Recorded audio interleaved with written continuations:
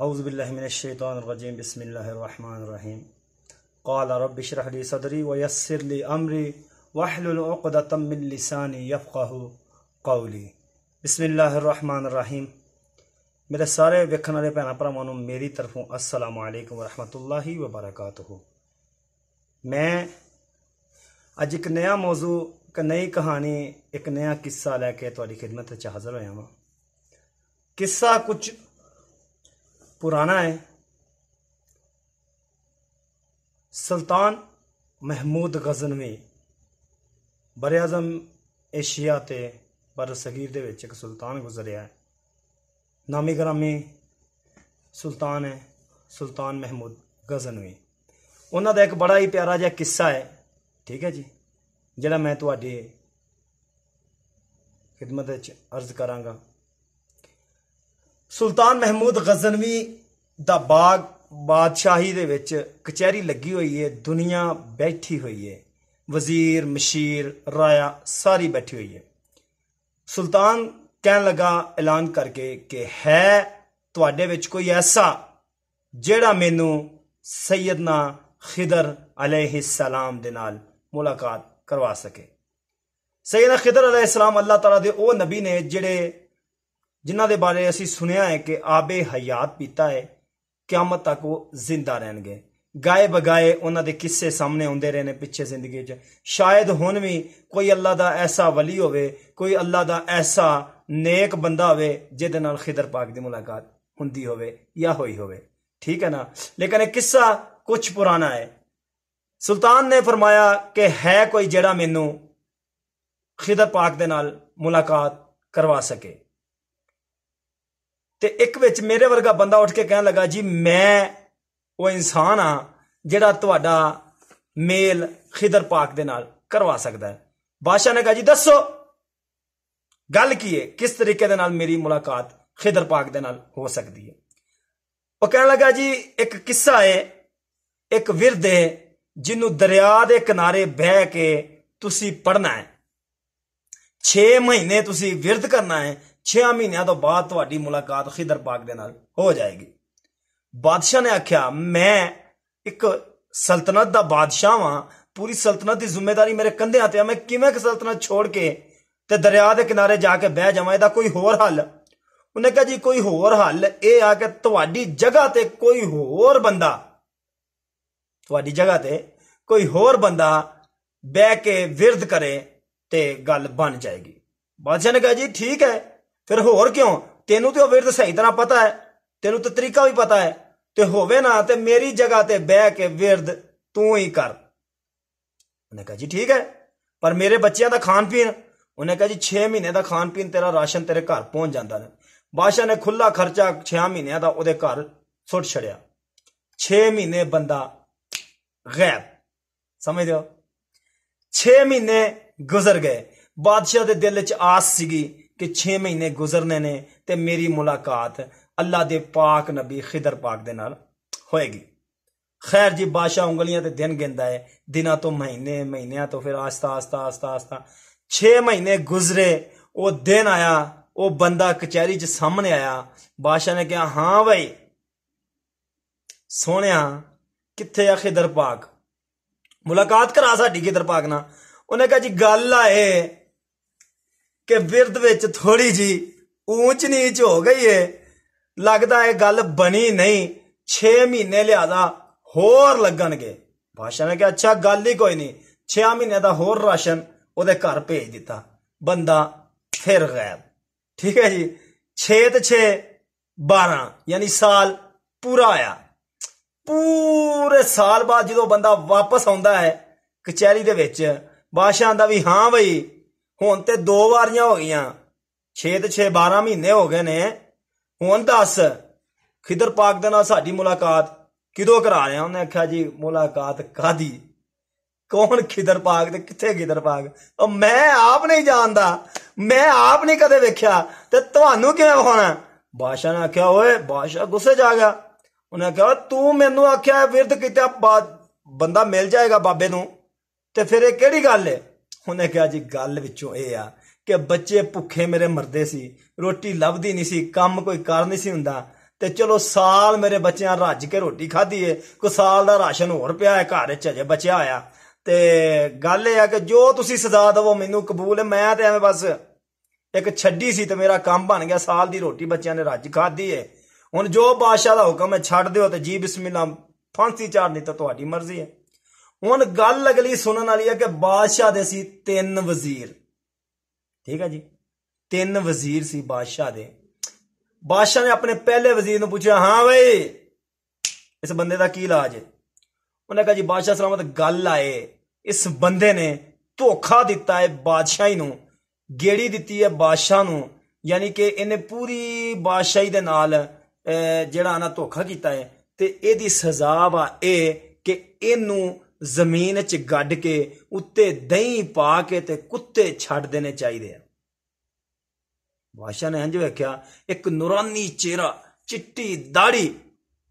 ਉੱਠ ਕੇ ਬਜ਼ੁਰਗ ਕਹਿਣ ਲੱਗਾ, ਬਾਦਸ਼ਾਹ ਸਲਾਮਤ, ਤੇਰਾ ਵਜ਼ੀਰ ਬਿਲਕੁਲ ਸਹੀ ਕਹਿ ਰਿਹਾ, ਬਿਲकुल ਸਹੀ ਕਹਿ ਰਿਹਾ। ਬਾਦਸ਼ਾਹ ਥੋੜਾ ਹੋਰ ਖੁਸ਼ ਹੋ ਗਿਆ ਵੀ ਇੱਕ ਬਜ਼ੁਰਗ ਬੰਦੇ ਨੇ ਗਵਾਹੀ ਦੇ ਛੱਡੀ ਹੈ। ਉਹਨੇ ਦੂਜੇ ਨੂੰ ਪੁੱਛਿਆ, ਹਾਂ ਬਈ ਤੂੰ ਕੀ ਆਨਾ, ਇਹਦੇ ਨਾਲ ਕੀ ਕੀਤਾ ਜਾਏ? ਨੇ ਕਹਾ ਜੀ ਇਹਦੇ ਛੋਟੇ ਛੋਟੇ ਟੁਕੜੇ ਕਰਕੇ ਨਾ, ਛੋਟੇ ਛੋਟੇ ਟੁਕੜੇ ਕਰਕੇ ਪੀਸ ਕਰਕੇ ਤੇ ਗਿੱਧਾਂ ਤੇ ਈਲਾਂ ਦੇ ਸਾਹਮਣੇ ਬਾਹਰ ਸੁੱਟ ਦੇਣੇ ਚਾਹੀਦੇ, ਪਰਿੰਦੇ ਇਹਦਾ ਗੋਸ਼ਤ ਨੋਚ ਨੋਚ ਕੇ ਖਾਣ।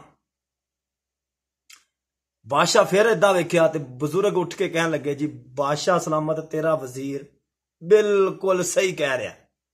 ਬਾਦਸ਼ਾਹ ਸ਼ਿਸ਼ੋ ਪੰਜ ਪੈ ਗਿਆ ਕਿ ਪਹਿਲੇ ਬੰਦੇ ਨੇ ਜਿਹੜੀ ਗੱਲ ਕਹੀ ਤੇ ਬਾਬੇ ਨੇ ਉਦੋਂ ਵੀ ਕਿਹਾ ਇਹਨੇ ਬਿਲकुल ਸਹੀ ਆਖਿਆ ਹੈ, ਆ ਦੂਜੇ ਨੇ ਗੱਲ ਕੀਤੀ ਤੇ ਬਾਬੇ ਨੇ ਫਿਰ ਇਹੀ ਗੱਲ ਕੀਤੀ ਕਿ ਇਹਨੇ ਸਹੀ ਆਖਿਆ ਹੈ।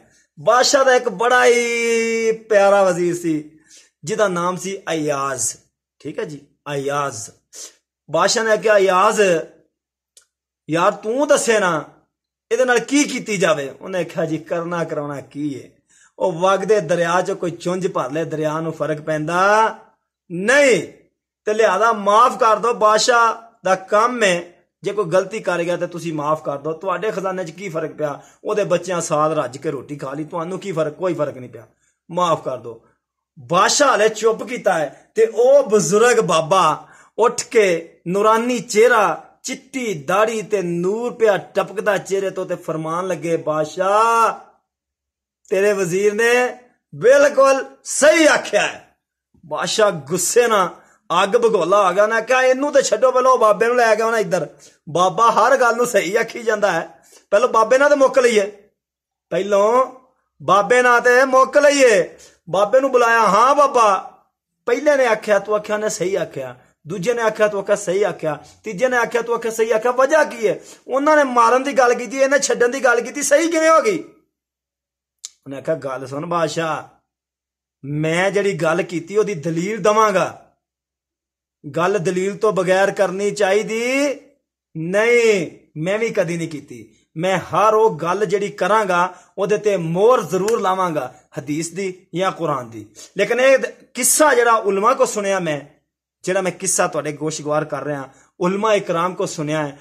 ਚੋਟੀ ਦੇ 2 ਆਲਮ ਨੇ ਜਿਨ੍ਹਾਂ ਦੇ ਕੋਲੋਂ ਮੈਂ ਇੱਕ ਕਿੱਸਾ ਸੁਣਿਆ ਹੈ। ਇੱਕ ਦਾ ਨਾਂ ਸੈयद ਮੁਹੰਮਦ ਅਲੀ ਨਜਮ ਸ਼ਾਹ ਨੁਸ਼ਾਈ ਕਾਦਰੀ ਆਫ ਬਿਹਾਰੀ ਸ਼ਰੀਫ, ਤੇ ਦੂਸਰੇ ਨੂੰ ਤਾਂ ਤੁਸੀਂ ਜਾਣਦੇ ਹੀ ਹੋਵੋਗੇ, ਜਨਾਬ ਮੌਲਾਨਾ ਅਬਦੁਲ ਹਮੀਦ ਚਿਸ਼ਤੀ ਸਾਹਿਬ, ਠੀਕ ਹੈ ਜੀ। 2 ਆਲਮਾਂ ਕੋਲੋਂ ਮੈਂ ਕਿੱਸਾ ਸੁਣਿਆ ਹੈ, ਠੀਕ ਹੈ। ਬਾਬਾ ਜੀ ਨੇ ਕਿਹਾ, ਜੀ ਪਹਿਲਾ ਜਿਹੜਾ ਤੇਰਾ ਵਜ਼ੀਰ ਸੀ ਨਾ, ਪਹਿਲਾ ਜਿਹੜਾ ਵਜ਼ੀਰ ਸੀ, ਉਹਦੇ ਪਿਓ ਦਾਦੇ ਕੁੱਤੇ ਨਹਾਉਂਦੇ ਰਹੇ ਨੇ, ਕੁੱਤੇ ਪਾਲਦੇ ਰਹੇ ਨੇ, ਕੁੱਤਿਆਂ ਦੇ ਨਾਲ ਰਹੇ ਨੇ। ਉਹਨੇ ਆਪਣਾ ਜ਼ਰਫ ਤੇਰੇ ਸਾਹਮਣੇ ਰੱਖ ਦਿੱਤਾ, ਜੋ ਉਹਦਾ ਜ਼ਰਫ ਸੀ, ਜੋ ਉਹਦਾ ਇਲਮ ਸੀ, ਜੋ ਉਹਨੂੰ ਪਿਛੋਕੜ ਮਿਲਿਆ ਸੀ, ਉਹ ਉਹਨੇ ਸਭ ਕੁਝ ਤੇਰੇ ਅੱਗੇ ਰੱਖ ਦਿੱਤਾ ਹੈ। ਲਿਹਾਜ਼ਾ ਉਹਨੇ ਉਹ ਦੱਸਿਆ ਹੈ ਤੈਨੂੰ, ਤੂੰ ਇੱਕ ਕੁੱਤੇ ਪਾਲਣ ਵਾਲਾ ਵਜ਼ੀਰ ਰੱਖਿਆ ਹੋਇਆ ਹੈ। ਅੱਜ ਦੇ ਬਾਦਸ਼ਾਹ ਵੀ ਸੋਚ ਰਹੇ ਨੇ ਗੱਲਾਂ, ਅੱਜ ਦੇ ਬਾਦਸ਼ਾਹ ਵੀ ਸੋਚ ਲੈਣ ਆਸੇ ਪਾਸੇ ਕਿ ਕਿਤੇ ਸਾਡੇ ਆਸੇ ਪਾਸੇ ਕੋਈ ਐਸੇ ਵਜ਼ੀਰ ਤਾਂ ਨਹੀਂ ਜਿਹੜੇ ਸਾਰੀ ਜ਼ਿੰਦਗੀ ਕੁੱਤੇ ਨਵਾਉਂਦੇ ਰਹੇ ਨੇ। ਦੂਸਰਾ ਉਹਨੇ ਕਿਹਾ, ਦੂਸਰਾ ਜ਼ਾਤ ਦਾ ਕਸਾਈ ਹੈ, ਪਿਓ ਦਾਦਾ ਕਸਾਈ ਸੀ, ਡੰਗਰ ਵੱਢਣੇ, ਜ਼ਿਬਾ ਕਰਨੇ, ਗੋਸ਼ਤ ਟੁਕਣਾ ਇਹਨਾਂ ਦਾ ਕੰਮ ਸੀ। ਉਹਨੇ ਉਹਦੇ ਟੁਕੜੇ ਟੁਕੜੇ ਕਰਨ ਦਾ ਮਸ਼ਵਰਾ ਦੇ ਕੇ ਆਪਣਾ ਜ਼ਰਫ ਤੇਰੇ ਸਾਹਮਣੇ ਰੱਖ ਦਿੱਤਾ ਹੈ ਕਿ ਅਸੀਂ ਇੰਨੀ ਜੋਗੇ ਆ, ਸਾਨੂੰ ਇੰਨੀ ਅਕਲ ਮਿਲੀ ਹੈ। ਲਿਹਾਜ਼ਾ ਦੂਜਾ ਵਜ਼ੀਰ ਤੂੰ ਇੱਕ ਕਸਾਈ ਰੱਖਿਆ ਹੋਇਆ, ਅਕਲ ਤੋਂ ਵਿਹਲਾ, ਠੀਕ ਹੈ ਜੀ। बादशाह ने आख्या ते बाबा तीसरा। बाबा कुछ चुप कर गए। थोड़ी देर बाद ठंडी साह लैके बाबे ने फरमाया तीसरा ज़ादा सैयद है, ज़ादा सैयद है, नबी दी आल है, अली दी औलाद है। ओदे पिछोकड़ विच, ओदे खानदान विच, ओदे शजरा नसब दे विच माफ करना लिखिया। उन्हां दे ते 72 जिबा कर दिते गए सी, 72 शहीद कर दिते गए सी, फिर भी उन्हां कातल नूं पानी पियाया, माफ कीता। कुछ समझ चांदी है गल? फिर भी उन्होंने माफ कर छड्या, लिहाजा उन्हें माफ करना सीखिया। वो इस करके उन्हें अपना ज़र्फ तेरे सामने रख दिता। बादशाह तख्त तो उठ के खड़ा होके कहने लगा याज यार तू सैयद आ, तू सानू दसिया ही नहीं। ते अय्याज फरमान लगे मुस्कुरा के कि बादशाह सलामत, नौकरां कोलों ज़ातां नहीं पुछियां जांदी। अज दे सैयद ते अय्याज तेरी सैयदाती नू सलाम, अय्याज तेरी सरदारी नू सलाम। अय्याज ने फरमाया कि नौकरां कोलों जातां पुछियां नहीं जांदियां। मैं सैयद सा या जो भी सा, मैं नौकरी करना आया सा, मैं नौकरी करन दिया सी। ठीक है ना? इन्नी गल होई है ते बाबे ने इंज करके वेख्या अय्याज अल, अय्याज ने वेख्या बाबे अल। उन्हें आख्या बाबा ओ मेरे इन्नियां सालां दा पर्दा सी, इन्नियां सालां दा पर्दा सी, तू मेरा अज पर्दा चुक छड़िया, घुंड मेरा चुक छड़िया, दुनिया नू दस छड़िया कि अय्याज सैयदां दा बाल है। ठीक है? ते उन्हें आख्या गल सुन बाबा, पर्दा जे रिया मेरा नहीं ना ते छड्डना मैं तेरा भी नहीं। उन्हें आख्या बादशाह गल सुन, जेड़ा खिदर पाक करदा रहना, लभदा फिरदा, विरद कराउंदा फिरदा लोकां कोलों, ओ कोई खिदर पाक होर नहीं, ए जेड़ा बुजुर्ग तेरे सामने रोज आन के बहिंदा है, नूरानी चेहरे वाला, यही ते अल्लाह दा ओ नबी है खिदर पाक जिन्हों तू मिलना चाहना है। गल समझ चाहिए? मैं लगता है कि तुहानू मेरा एक किस्सा, मेरी एक कहानी, मेरा यह वाकया पसंद आया होगा। अगर तुहानू पसंद आया तो लाइक जरूर करो, अगर ना पसंद आया तो डिसलाइक करो, ताकि तुहाडी डिसलाइक दे नाल मैनू पता चलेगा कि मानी विच किहड़ियां-किहड़ियां कमियां ने। इहदे नाल ही अपने वीडियो नू दिओ इजाजत। इंशाअल्लाह ताला फिर दोबारा वीडियो दे विच जे किते अपलोड कीती नए मौजू दे नाल, नवे किस्से दे नाल, नवी कहानी दे नाल अपने भैन भरावां दी खिदमत च हाज़र होवांगा। इजाजत दो। अल्लाह हाफिज, फी अमान अल्लाह।